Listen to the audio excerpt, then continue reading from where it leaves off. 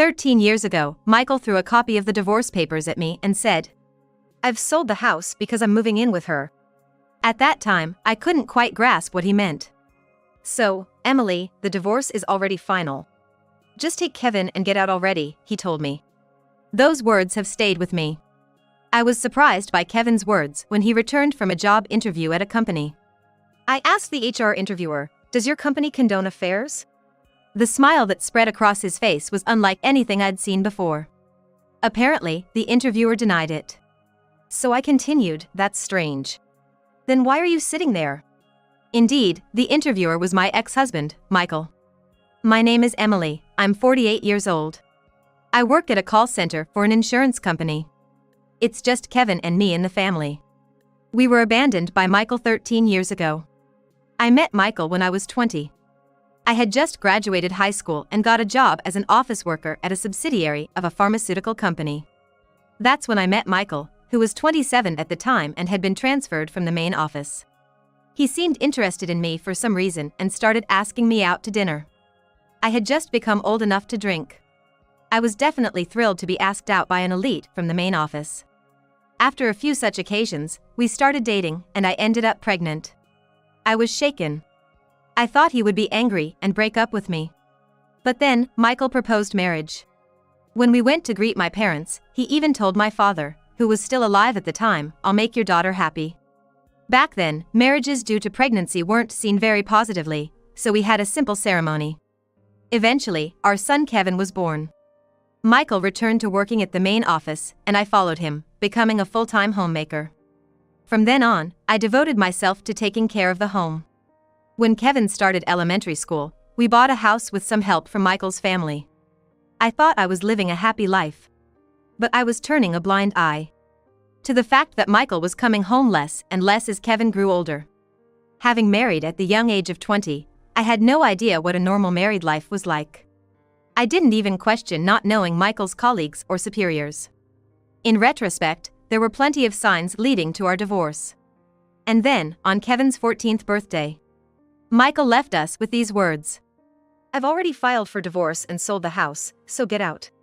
I went from a happy 35-year-old homemaker to a single mother with a 14-year-old son overnight.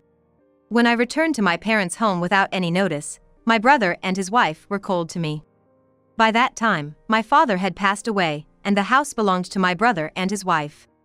My mother, who was around 60 at the time, was overshadowed by my strong-willed sister-in-law and my blunt nieces. Amidst all this, Kevin and I were told, "You can stay for a bit, but find a job and move out soon." Back then, I couldn't think of any job I could do immediately. A high school graduate office worker with no special skills.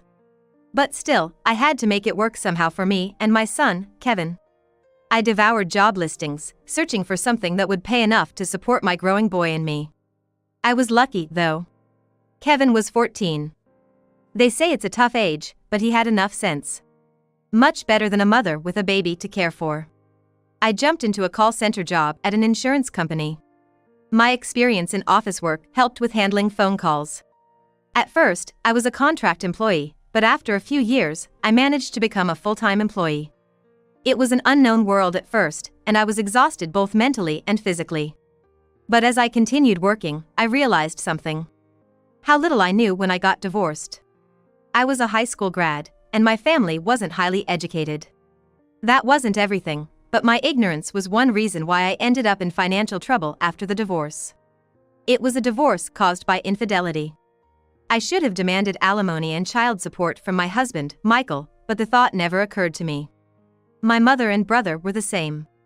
Well, if my brother had cared even a little, he might have suggested something, anything, from his acquaintances, but he didn't. It was only after I joined the insurance company and learned new things that I realized I had been treated unfairly. But by then, too much time had passed. That's why I wanted Kevin to go as far in his education as he wished.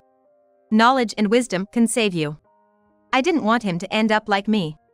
Now, 13 years later, my job, salary, and life are stable.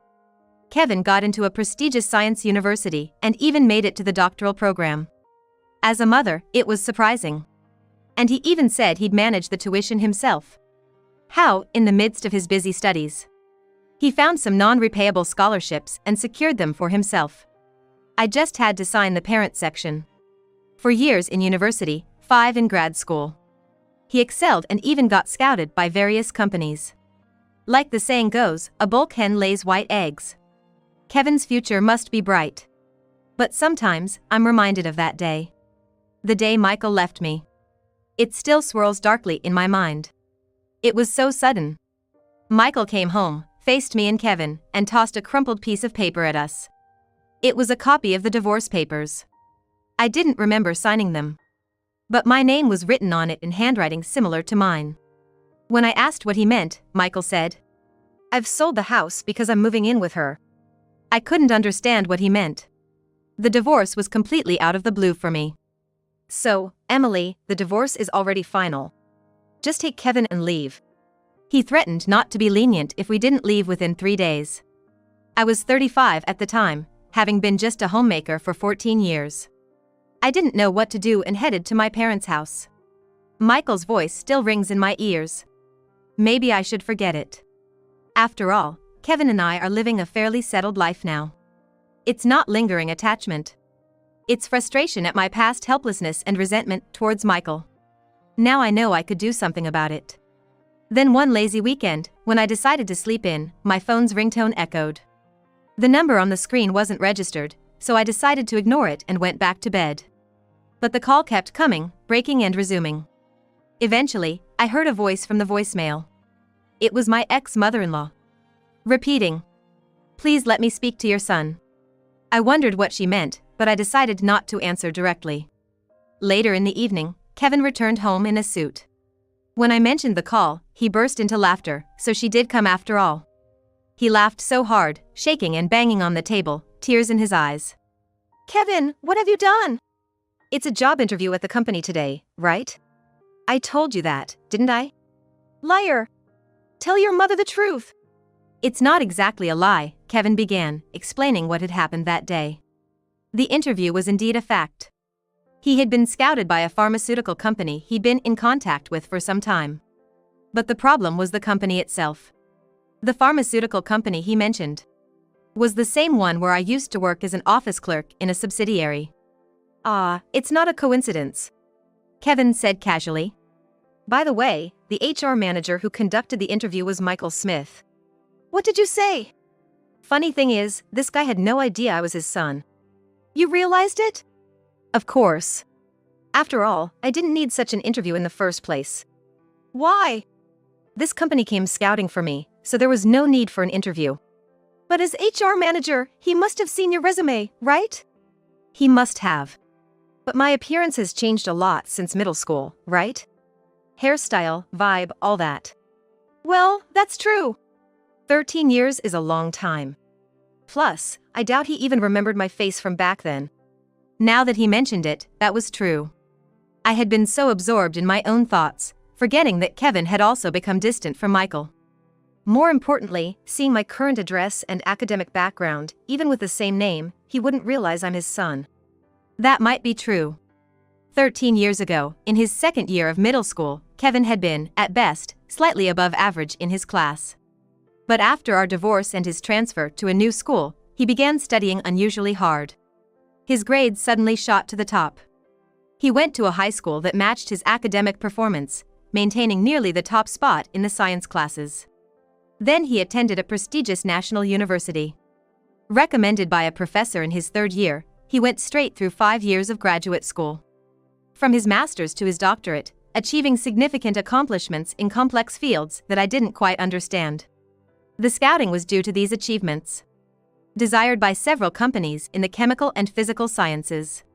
In other words, I was the one choosing them. Kevin said nonchalantly. That's why I asked for the interview. I had researched and knew he was the HR manager. I was surprised at his initiative. But he didn't change his expression even when he saw me. The interview was standard. Except Kevin had more questions to ask. So I asked the interviewer, "Does your company condone infidelity?" His face then lit up with a smile I had never seen before. "And what did he reply, this HR manager?" "Of course, it's not ethically acceptable," he said. Hilarious, right? So I continued, "That's strange. Then why are you here? His face instantly froze. Kevin couldn't stop laughing. Then, thankfully, the executive next to him asked me what I meant by that. That's when I pulled this out. He said, showing a crumpled piece of paper. It was a copy of the divorce papers Michael had thrown at me. This is a copy of the divorce papers my mother was tricked into submitting by this man. What does your company think of this? You kept that copy all this time. I thought I had thrown it away. In fact, I was sure I had. I didn't want to see it. I thought I had to throw everything away and leave. Yeah, I picked it up after you threw it away. That's why it's all wrinkled like this, kept in a clear file. I thought it should never be lost. Why? Because this is evidence of what he did to you and of forging a private document. Oh! That's not all. There's forgery of private documents, and, well, other things. Plus, the divorce papers themselves were invalid at that time, so if he married another woman, it would be bigamy. Bigamy? I'm not an expert, so I asked a friend from the law department at university about it, whether this could be a crime. A crime? Yeah. A clear crime. So I told them right there, isn't this forgery of a private document? I gave a copy of the copy to the executive. I see. The original of the copy is here, so a copy of the copy. But with my fingerprints on the copy, I'm not handing over the actual evidence. And guess what he did next? What happened then? Suddenly, he stood up and shouted, "You're treating your father like a criminal." And then, he kept insisting to the executive that what I was saying was a blatant lie, a misunderstanding. Huh? I couldn't help but feel amused. What was that man thinking? But you've got to give it to the executive. He seemed to understand what I was getting at. He turned the questions towards him. You know, there's a hierarchy in companies, right? I guess he was aiming for the executive's position. It seemed like the executive was assessing his character. First, he kicked him out of the room, then turned to me and said, "Did you ask for this interview not for a job, but for this?" Yeah, I did apologize. I'm truly grateful for the scouting from your company. It's a very attractive company. But I wondered, what if it's an unethical company that would just keep a person like him? Bold as brass. I couldn't believe he could say that so smoothly in an interview. The executive was really a great person. Whether or not I join, he thanked me for letting him know. He mentioned when Dad remarried after the divorce, he wondered why Dad chose a much younger woman. And he remembered you, Mom. Really? Yeah. You said our wedding was small scale, right? The executive was there as one of the few guests, as a supervisor back then. That's so. But he said that Dad had been telling everyone around him that he was the one cheated on, but he didn't ask for alimony and just divorced. However, the executive had his doubts about why Dad didn't take custody of me. He guessed it might be me from the photo and the name. What? At that time, you didn't have the knowledge to fight back, so we were thrown out. That's true. I'm so sorry. If it were now, I'd definitely fight with a lawyer, but back then, It's okay. I know you were a full-time homemaker before being suddenly thrown out and had to start working to raise me. Mom, I don't remember much about Dad. He was always gone, maybe working, maybe not. Yes, Michael was hardly ever home back then. Perhaps marrying me was a mistake for him in the first place. He rarely took me to his family's home. Only during holidays, and when we went, I was just made to help in the kitchen. And otherwise, we just missed each other with his work. He said he bought a house, but he decided it, and suddenly we were living there. I realized in elementary school that our family was different. So I acted out a bit back then. What? You did?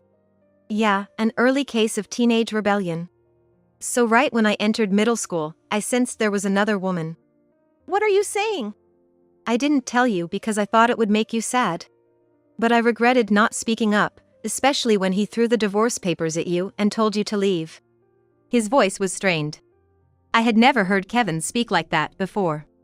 Mom, I decided I needed a weapon that would make me indispensable. A weapon? Something that would let me eventually hold him accountable for what he did. Then Kevin said, I hate to say it, but I took your situation as a lesson on what not to do. A lesson. Yeah, maybe. He easily discarded you, and nobody could oppose it because you and your family didn't have the knowledge to fight back. To be honest, I'm also angry at your brothers. You're not going to your uncle's? No, too much hassle. But even if I get a good job and succeed, I'll never associate with them. Oh, except Grandma. Really? I felt a bit relieved. Yeah. Because Grandma remembered your situation and repeatedly told me she was sorry. When did she tell you this? After I entered university. My cousins from your brother's side were acting flirty because I was in that university, which was annoying. I was shocked. I had no idea my nieces behaved like that. Hey Mom, what if we took Grandma in? What? She's always been sorry towards you. It seems painful watching her have to be careful around my aunt and them. Thank you. After we finished talking, I brought up something that had been on my mind. By the way, I've been getting a lot of calls from unknown numbers lately. Let me see, Kevin said, taking my phone. Oh, this. It's his family's number. The executive told me. Kevin said dismissively. Then he called them and put it on speaker mode. Hello? Hello, is that Kevin? It was my ex-mother-in-law's voice on the other end. Kevin muttered under his breath about her calling him by his first name. Yes, I heard from your father. You went all the way to a doctoral program at that university, and you're getting company offers. To think that a young man born to that woman turned out so well. It must be thanks to our family's blood. Kevin muttered to himself again. Hey, would you like to be adopted into our family? You're gonna be busy and need money, right? Better than staying with that poor woman. Plus, you're old enough now, right? We can arrange a good marriage for you. How about it? Sounds good, right? Kevin, are you listening? I apologize for being such a woman. I spoke coldly into the phone. By the way, did you think I had cheated? Well, that's... Oh, I see. It's not true. In that case, Kevin says he won't hold back. Let me pass the phone to him. Long time no see. I was surprised to hear from the company executive that my mom was accused of cheating. So, you were part of it too? No, we were deceived by Michael. You're calling my mom that woman, but you realize you were complicit in a crime, right? What? Unfortunately, the statute of limitations has passed, but your son committed bigamy by forging divorce papers and remarrying. It's embarrassing that I'm related to such a person. Of course, I want nothing to do with his parents. Oh, and a lawyer will be contacting your son soon for me and my mom. You don't want the inheritance? When I die, it'll all go to you. Kevin snorted. I don't need that. You should worry about the alimony payments instead. He ended the call. Did I go too far? I shook my head vigorously. And laughter bubbled up from within. That's the spirit. If you're going this far, I need to step up too. Kevin patted my back with encouragement. After that, I got a lawyer through Kevin's friend and started working on an alimony claim. The usual statute of limitations for alimony claims due to infidelity is 3 years. But I learned here about something called an exclusion period. It's valid for 20 years from the act of infidelity. I found out about Michael's cheating 13 years ago. But never investigated who he remarried or the details. I couldn't bear to think about it and didn't have the capacity. But I looked into it again. Included in the alimony claim were the facts of him forging the divorce papers and then submitting a marriage registration, constituting forgery and bigamy. Although we couldn't pursue criminal charges due to the statute of limitations, it served as a weapon for the alimony claim. I claimed alimony from Michael and his current wife and 4 years of child support for Kevin. After that, my phone started ringing non-stop again. Bigamy? What have you told him? You're ruining me. You want to destroy my wife and kids too? I let you live comfortably for 14 years. Don't think this will end here. So I replied just once. Why not sell your house then? And then I changed my phone number. As a result of our double attack, Michael paid the alimony, was demoted from HR manager, and transferred to a far-off factory as an assistant manager. I heard this from the executive I met again. Apparently, his new position is akin to a nominal busybody, unable to defy the factory manager. Indeed, even with the statute of limitations, now that several of his crimes have come to light, his reputation has hit rock bottom. He was on the elite track in the company, but now it's over. The pharmaceutical company's factory is located far from the capital region. Michael had to sell his apartment and turn it into alimony for me as part of his transfer. That was the only way he could pay the amount we demanded. Moreover, his wife and children had to move with him. It seems she had no one else to rely on. She married him at 20, just like me, and had been a homemaker ever since, enjoying the status of a high-ranking husband's wife. That backfired. She wanted to stay in the capital region with her children, but that was impossible. Her parents' home is as rural as the place he was transferred to. Apparently, she's not well liked by her in-laws. But I have my doubts about the in-laws too. Given how they treated me, I'm not surprised, but marrying off their son to a 20-year-old bride twice should have been a sign for them to sort out their son. They should have advised their criminal son before cutting off their incompetent grandchildren. Well, that's probably why they cozied up to Kevin. Ah, here's a brilliant grandchild. But that's irrelevant to Kevin.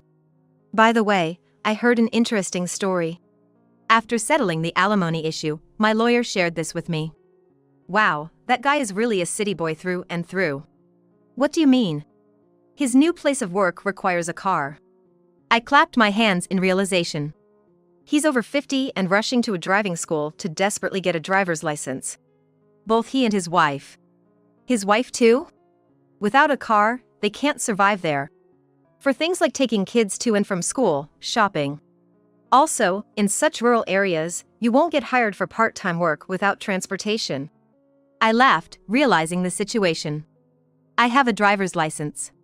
My mother insisted I get it, even lending me money for it. That was the right decision. Just hearing about them is hilarious.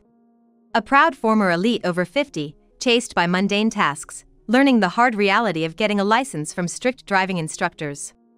And the following spring, Kevin entered a training institute of another company, finally able to focus solely on his research, enjoying every day. Revenge is over. Now it's time for fun, for my youth. Well, an early marriage isn't always good, right? My mother, who now lives with us, often muses. Exactly. Kevin, who never had time for a girlfriend, now has the chance to find someone right for him. With Kevin's employment, we moved to a slightly bigger place, roughly midway between our workplaces. For a while, the three of us want to peacefully enjoy these long-awaited days.